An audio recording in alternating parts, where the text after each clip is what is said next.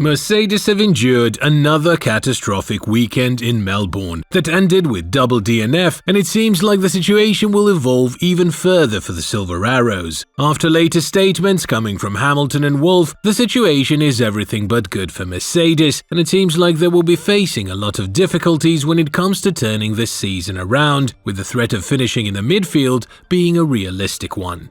But with Russell leading the way, could the Brackley-based squad see the light at the end of the tunnel? And more importantly, how does this affect them in the drivers' market from 2025 onwards? It's safe to say that Mercedes are living one of the worst eras since their entrance in the sport in 2010, and as Hamilton labelled it, it's the worst start of a season he has had in his long-lasting career, topping the 2009 one as well. But with the team not listening to his feedback on time, it seems like there's little to nothing that can be done to be fixed now. And when talking about the current situation in Mercedes, Hamilton did not spare words to explain how miserable he's feeling compared to the previous couple of years, adding, "This is the worst start of the season I've ever had for sure, and it's worse than 2009. It's tough on the spirit for everyone in the team. When so much work is going on throughout the winter for everybody, you come in excited, motivated and driven, and then you're with the mindset that you're going to be fighting for wins. Then obviously that's not the case and you're like, okay, maybe second or third, but no, that is not the case, and it cascades a bit further down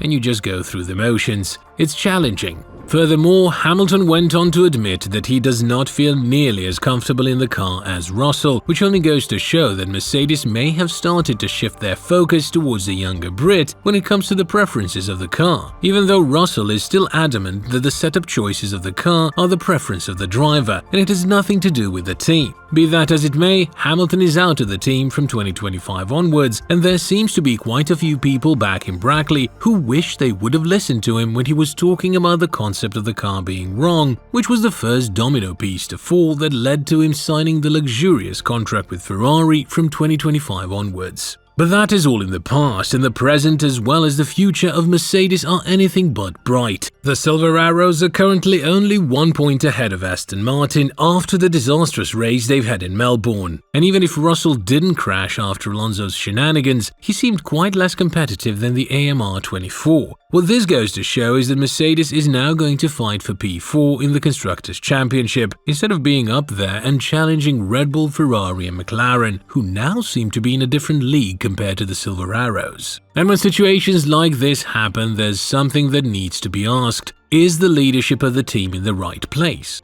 This is something that Toto Wolff himself questioned, and you know that once this question arises, it's definitely a hard time that the team is enduring. The Austrian said that he's willing to step down from his role if there is somebody who thinks he can do a better job than him, which as of now seems to be one of the greatest challenges that a human being can embark on, considering the issues that Mercedes are dealing with. Keep in mind that everything Mercedes is planning to bring to the car is poised to bring zero to no results, because what they are projecting in the wind tunnel is simply not correlating to what they're seeing on the track. Hence, they have no idea what kind of platform they have with their car, despite the revolutionary approach of the front suspension as well as the front wing. Talking about this matter further, as well as owning up to the bad results, Wolff went on to say, "I look at myself in the mirror every single day about everything I do. And it is a fair question, but leaving is not what I feel that I should do at the moment. If you ask the manager question, I cannot go to Chelsea or Liverpool or Ferrari. I have not got that option as a co-owner of Mercedes. My hamster wheel keeps spinning and I cannot jump out of Mercedes. If somebody has a better idea of leading this team, tell me. I'm interested to turn this team around as quickly as possible, and I'll happily give my input to see what that would be, who that could be. But we have a physics problem and not a philosophical or organizational problem, because we haven't swallowed a dumb pill since 2021. It's just we don't understand some of the behavior of the car that in the past we would have always understood."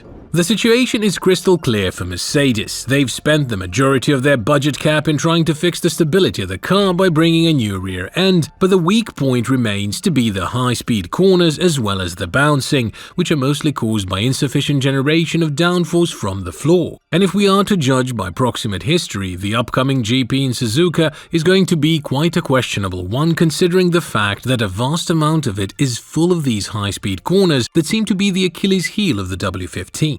Wolff did sign a 3-year contract earlier this year to remain at the helm of Mercedes, but similar with Haas, when the performance is not nearly as expected, questions arise whether the team principal is the right one to lead the team in the foreseeable future. Of course, the situation between Wolff and Mercedes is much more complicated than one of Steiner and Haas due to Toto's ownership, but him acknowledging that there is a legitimate issue with the car and that they're not receiving the results they need is showing that the technical staff might need to be reshuffled. And when assessing where Mercedes currently stands, Wolff was brutally honest and went on to say, "We started the season in the belief that this car is better than it was last year. Then you look at last year and you look at these guys. Leclerc crashed out and Sainz was 4th and got relegated outside of the top 10 because of a penalty. Now they're 40 seconds ahead of us. It's tough to take, super tough. I would be lying if I would say at any moment I feel positive about the situation and optimistic. But you just need to overcome the negative thoughts and say we will turn this around. But right now, it feels very, very brutal." Be that as it may, Mercedes will definitely think through what they will do in the following period, because they're losing on the momentum of being one of the most desired teams to drive for in 2024. As all things stand, the Silver Arrows won't receive the help of Hamilton to turn things around in the following season, and the fact that the engineers already admitted they were in the wrong for not listening to him 2 years ago goes to show that no matter what they do to the car now, it's not going to perform how they wanted it to. There can be improvements, that is for sure, but not of the magnitude that they would have planned in the first place. Regarding the replacement of Hamilton, the German newspaper Bild reported about yet another round of talks between Alonso and Mercedes, and it seems like the Spaniard would have to think twice after the first 3 races whether or not he wants to be racing for the team that supplies Aston Martin with engines right now. But a lot of things will change from 2026 onwards, such as the supplying of the engines when it comes to the Silverstone-based squad, and regarding their new journey with Honda, as well as the platform that they currently have to work on, Alonso could very well remain with Aston Martin. That is, if Mercedes do not present him with something very likable that should start from 2026 onwards. This is of course hard to imagine given the fact that Hamilton departed the team, and now we're seeing that the car is nowhere near competitive. Although compared to the rest of the grid, Mercedes and Ferrari do hold the greatest cards when it comes to being competitive from 2026 onwards. Regardless, the hill they have to climb is extremely high, as acknowledged by Russell. And with all this in mind, do you think that Mercedes has what it takes to turn things around after Melbourne?